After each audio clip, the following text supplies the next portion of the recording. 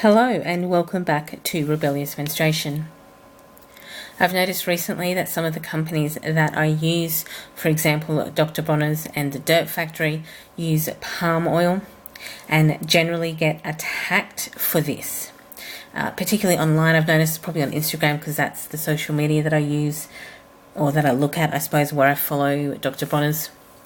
And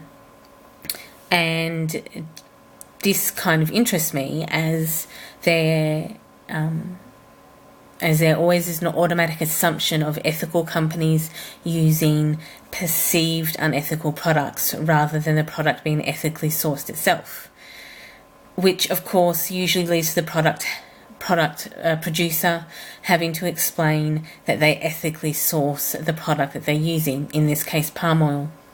So that's kind of what this video is actually about: ethically sourced palm oil. Or kind of the subheading of this video, why palm oil is not automatically the devil. Palm oil is derived from fruit produced by the palm tree. The fruit produces both palm oil and palm kernel oil, which is primarily used. So palm oil is primarily used in food, and palm kernel oil is primarily used in cosmetics. Two species of palm exist: West African native Elias guineus, let's go with that, and the Central and South American Elias olenifica. Both produce the required oil to produce both palm oil and palm kernel oil. Where the controversy actually lies is particularly in Indonesia and Malaysia, where 85% of global production happens.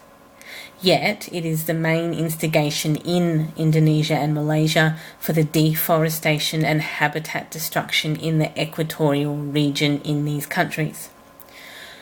Fires also started to clear land for palm oil production in these areas, which contributes up to 20% of all total carbon monoxide emissions.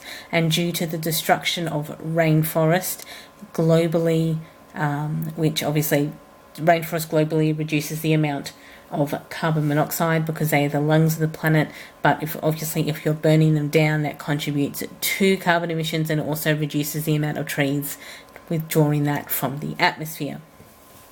So there's also obviously, when you're destroying habitats, impacts the biodiversity in the region, which is why you get a lot of protests about palm oil, because of particularly the orangutan is kind of the poster child of palm oil destruction and habitat destruction,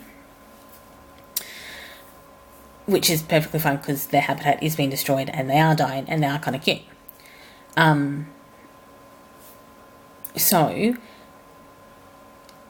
to provide a more balanced perspective on palm oil, not on the destruction of the environment, palm oil is more resource efficient than other vegetable oils, and approximately 2.2 million producers of palm oil are smallholder farms whose main income actually stems from this palm oil.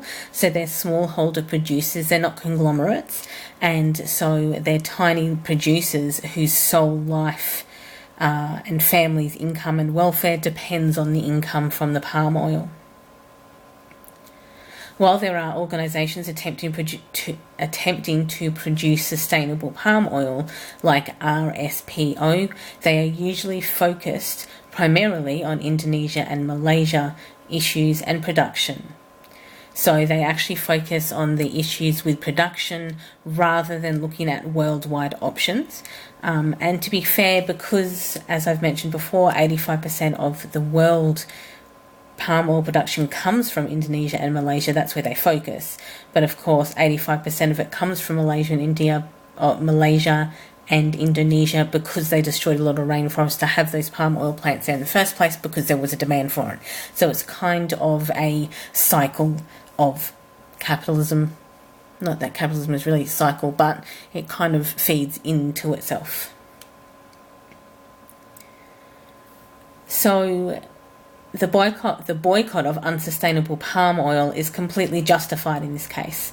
that even the organisations attempting to look at sustainability options aren't actually looking at worldwide global sustainability options. They're focusing on this Indonesian and Malaysian region. So it is justified to actually question and to boycott this unsustainable palm oil. However, a complete palm oil boycott, irrelevant of where it's produced in the world, is actually not okay. For example, we're going to use Dr. Bronner's, which are these ones here in the video, as an example. So Dr. Bronner supports Natural Habitats, which is a sustainable company in Ecuador, which supports sustainable production with small-scale farmers who also receive fair and equitable prices. So they also source through fair trade and sustainable production companies such as Serendipol and Serendipalm. So this guarantees that they are using certified palm oil, certified organic palm oil, meaning that there's no agrochemicals, and the farms naturally replenish soil fertility from established soil fertility to regenerate. And they are also from generationally established farms in South American nations, such as Ghana and Ecuador. This also reduces transportation costs to factories that Dr. Bronner uses to make their product. So, you can actually purchase products containing palm oil when they are ethically sourced in this manner. I will link both Dr. Bronner's and Natural Habitat down below for your reference. Thanks for watching. Hopefully this gives a bit more context to the situation. Sometimes it can be very, very hard to tell that where the palm oil is sourced. It is why we have things like fair trade certifications and organic certifications, so that we can try and make better choices.